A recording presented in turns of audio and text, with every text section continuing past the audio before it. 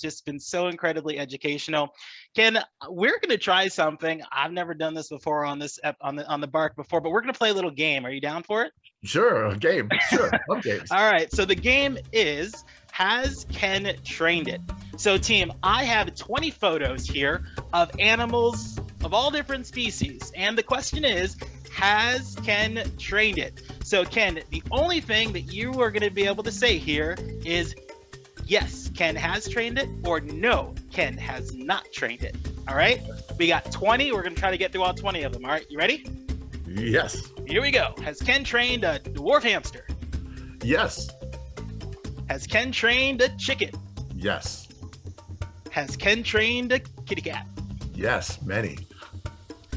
Has Ken trained a Pacific white-sided dolphin? Oh, yes. You guys seeing a trend here? All right. Has Ken ever trained a binturong? A binturong, lovely animal. I've trained three different binturongs. My favorite fact about them is they smell like hot butter popcorn. Oh, no, they do. That's true. I wasn't thinking about that, but you're right. So actually, what is that? What are we smelling? Binturongs are not my specialty. I was brought in to work with an animal programs team that was wanting some help with some training. I don't know if that's a pheromone or if that's some skin thing. I don't really know the answer to that. So that's one of those times when I say, I don't know. I'm going to have to ask. Right. No worries. If anyone is watching knows what that smell is, go ahead and comment in the section below. All right. Has Ken ever trained a leopard gecko? I have trained geckos, but not a leopard gecko. So no. Ah, very specific. Very specific. Has Ken ever worked with a California sea lion? Yes. Has Ken ever trained a ball python? Yes. All right, we're gonna have to take that conversation offline. I'm gonna have some questions there. All right, has Ken ever trained a betta fish? I have not, actually. It's a very common fish. I've trained a lot of fish, but not a betta fish. Not specific at betta fish. All right, we're almost there, guys. Has Ken ever trained an African serval? Serval, yes. God, They've been difficult to train, but yes, I have. Has Ken ever trained an Easter redback salamander? No, I have not. I have not trained an eastern salamander. All right. I think I know the answer to this one. Has Ken ever trained an alpaca? Yes, I have. You have them at the ranch, right? Yes, we do. Oh, that's amazing. All right, we're almost there, Ken. All right, has Ken ever trained a North American river otter? I have. Has Ken ever trained a Tibetan mastiff? No, I've not trained a Tibetan mastiff. All right. Has Ken ever trained a polar bear? Yes. Has Ken ever trained a zebra finch? We have these at Petco. Yes. All right. We all know where this game's going. All right. Has Ken ever trained specifically a baby zebra? I have trained baby zebras, yes. Right, just days after birth. Oh, my goodness. Has Ken ever worked or trained with a scarlet macaw? Oh, plenty. Yes. Any war wounds to prove it? Yes. Specifically from a scarlet macaw. From a scarlet macaw. Yes. Jetty, our trader who was on earlier, she has a scarlet at home. Absolutely beautiful bird. All right, has Ken ever trained a ferret? I have, yes. And lastly, has Ken ever trained an African elephant? I certainly have, yes. So I will be honest with you, Ken. I planned this, and there was a reason why I stuck with the African elephant for the very last one. So Ken, I got to tell you, I've listened to you at conferences. I've heard you tell this story multiple times, and every single time it gives me chills. So Ken, your work and combining your love for animal training and behavior and merging it with conservation is something that I've never seen someone do it the way you've done it. And the story you talk and you shared specifically with the work that you did in Africa and changing the migration route of a herd of elephants. So no one can tell the story better. Ken, we have about 10 minutes left. Can you, within 5 minutes, give us a synopsis of what that experience was like? I think I can. Yeah, it's an ongoing story. We are in the process of training these elephants right now. We started the project we started doing impact statements and studies on what was possible back as far as 2011, but we started the actual training in 2018.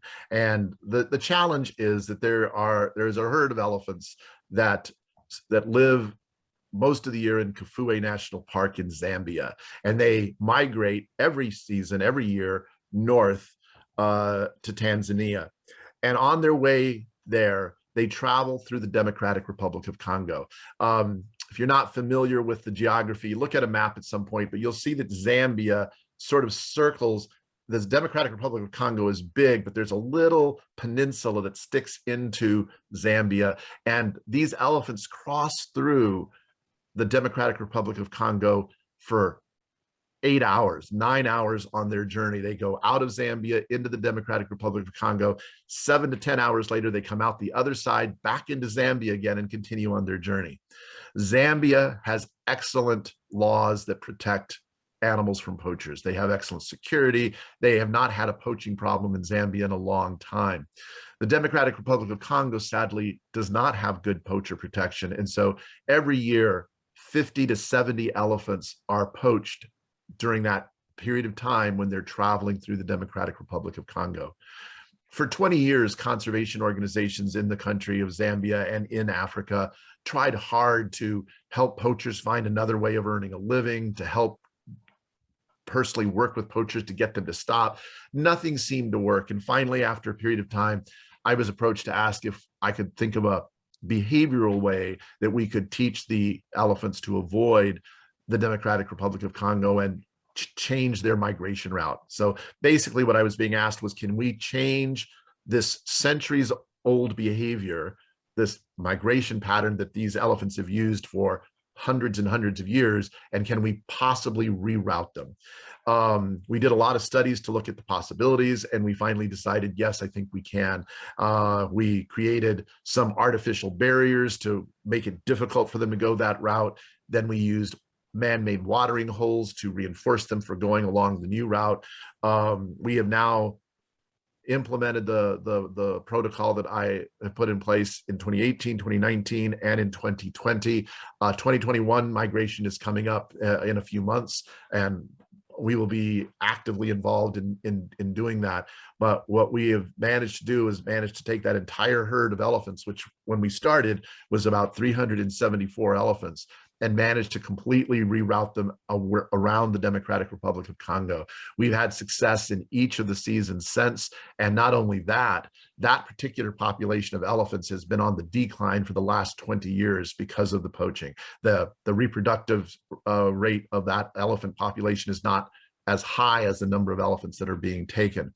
But for the first time, as we've gone through that project, when we moved into 2019 into 2020, that elephant population has increased, and it has now moved up to over 400 elephants. And so we managed to see an increase in that population for the first time in over 20 years. And it's because of the fact that we managed to avoid getting any animals poached on that particular route. And we were just using basic, simple behavioral knowledge to get those animals to move in a new route.